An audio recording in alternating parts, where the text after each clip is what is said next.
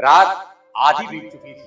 आकाश में घने बादल थे, बिजली कड़क रही थी और पृथ्वी की जैसे रूह कांप रही थी। पर वो डर नहीं, एक नई चेतना के आने के संकेत थे।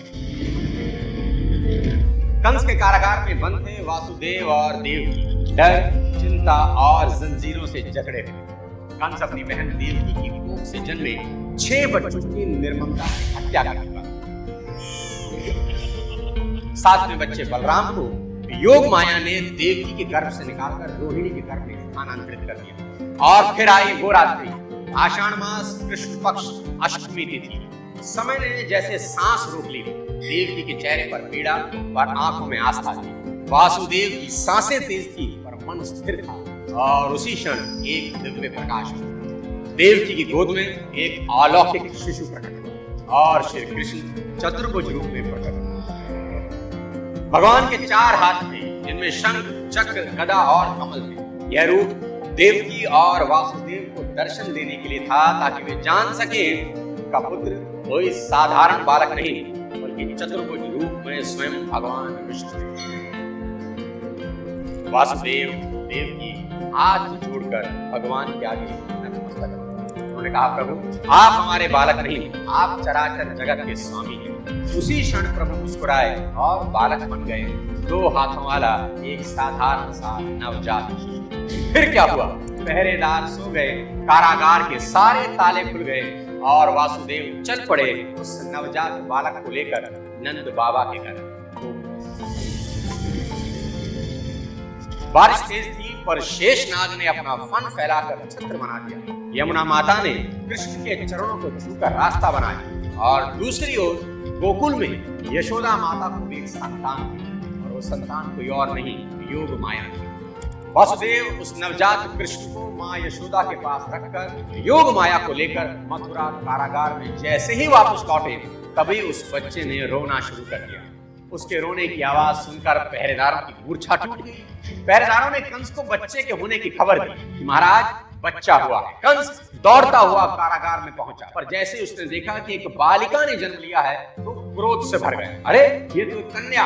उसने सोचा कोई बात नहीं, इसे भी मार डालता हूं, कहीं यही मेरे लिए विनाश का कारण ना बन जाए। और वो अपनी पूरी ताकत से उस नवजात को पत्थर पर पटकने चला। लेकिन जैसे ही कंस ने बालिका को उठाया, तो बालिका हवा में उड़ गई और कंस के सामने बदल गई एक प्रचंड देवी, तेजस्वी, भयानक, दिव्य और चमत्कारी। उस महाशक्ति ने गर्जना करते हुए कहा, अरे मूर्ख, जिसे मारना चाहता है वो तो अब तुझे नष्ट करने के लिए धरती पर आ चुका है। तेरा अंत अब निश्चित है और वो तुझे तेरे ही पापों के नीचे दबाकर खत्म करेगा। मैं योग माया, समय की चक्रधारिणी, सारा ब्रह्मांड मेरे इशारे पर नाचता है।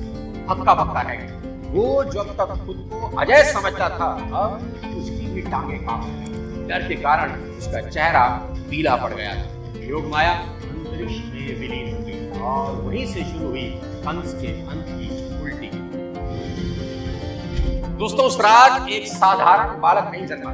उस रात धर्म ने खुद देह धारण किया और अंधकार ने पहली बार खुद को हारता हुआ देखा। कृष्ण का जेल की काल कोठरी में जन्म लेना ये बताता है कि शुरुआत कैसी भी हो, अंत महान हो सकता है। कृष्ण का जीवन कोई आम जीवन नहीं था, वो एक चलता फिरता विश्वविद्यालय था, जहां हर मोड़ पर एक शिक्षा है, हर प्रसंग में एक गहराई है। चाहे बचपन में पूतना वध हो या नवजात अवस्था में कालिया नाग को नाच नचाना, कृष्ण ये सिखाते हैं कि उम्र मायने नहीं रखती, साहस मायने रखता है। भगवान थे वो, लेकिन पैदा होते ही सगा मामा उनका कातिल बन गया। 2 दिन के कृष्ण, 2 दिन का बालक, उस पर पूतना का जहर भरा हमला करवाया गया। कृष्ण का बचपन गोद में नहीं, मौत की साजिशों के बीच ही बीता।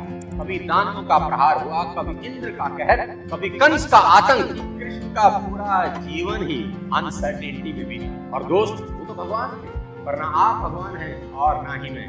आप और हम जैसे इंसान के लिए जिंदगी कितनी अनप्रेडिक्टेबल है। आज है, कल नहीं। ये सिर्फ कहावत नहीं, हकीकत है। कौन जानता था अहमदाबाद से लंदन के लिए उड़ी फ्लाइट के साथ ऐसा हो जाएगा। सवाल सिर्फ इतना है, क्या आप अपनी फैमिली को अकेला छोड़ सकते हैं उस वक्त जब आप नहीं होंगे?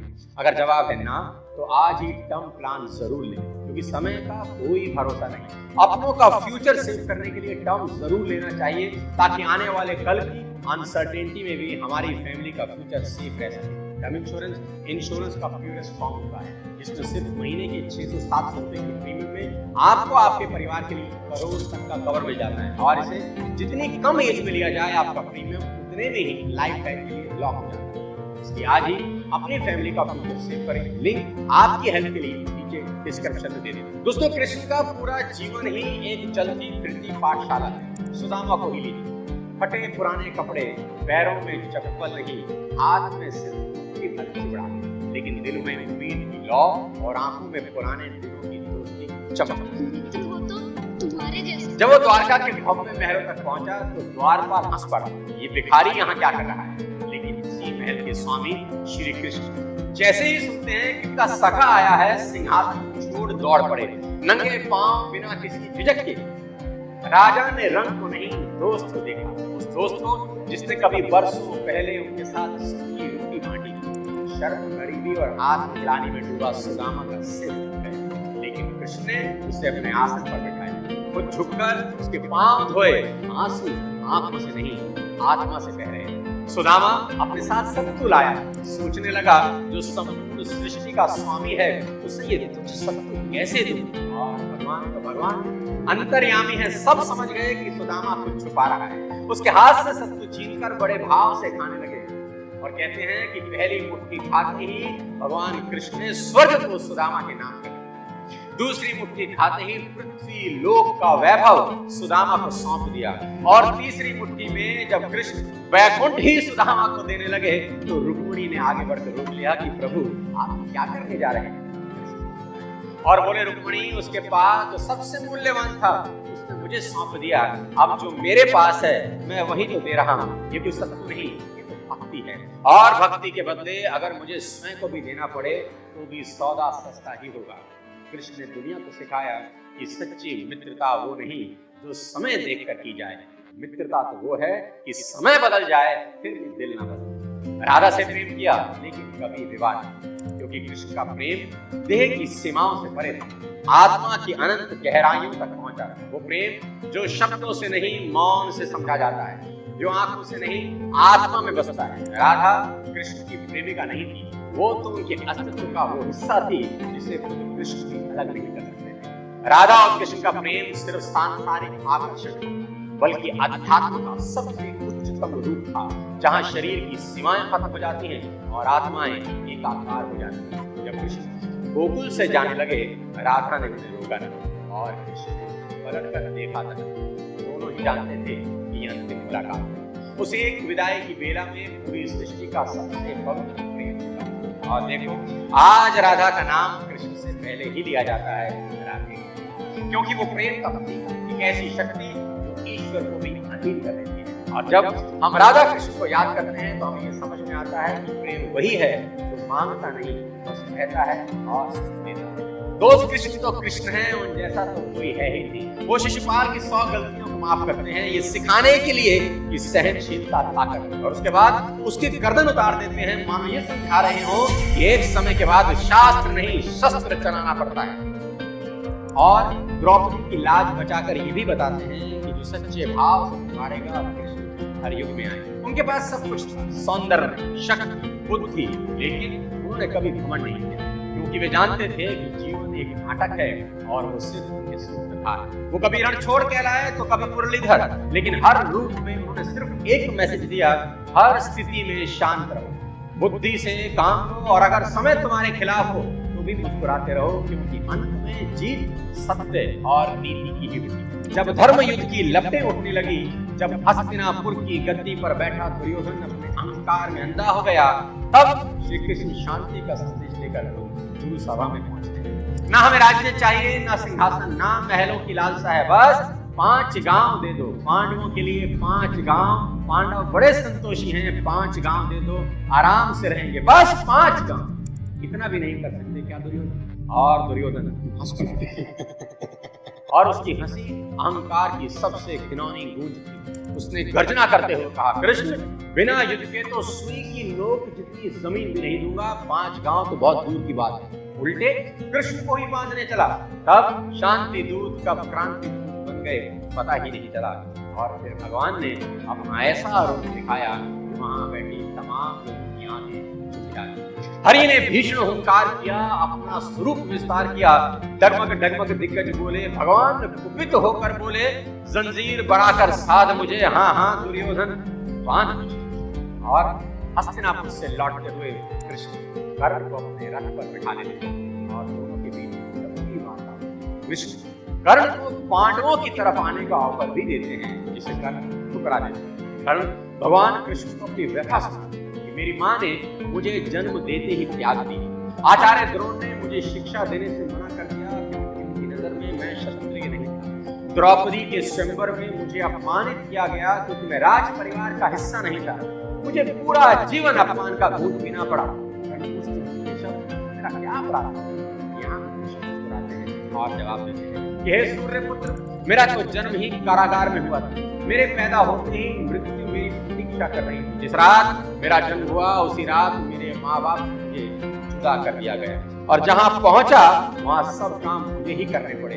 गायें चराने से लेकर गोबर उठाने तक सब काम करता रहा। सिर्फ 2 दिन का था, सिर्फ 2 दिन का था, मेरे ऊपर राक्षसों ने हमले कर दिए।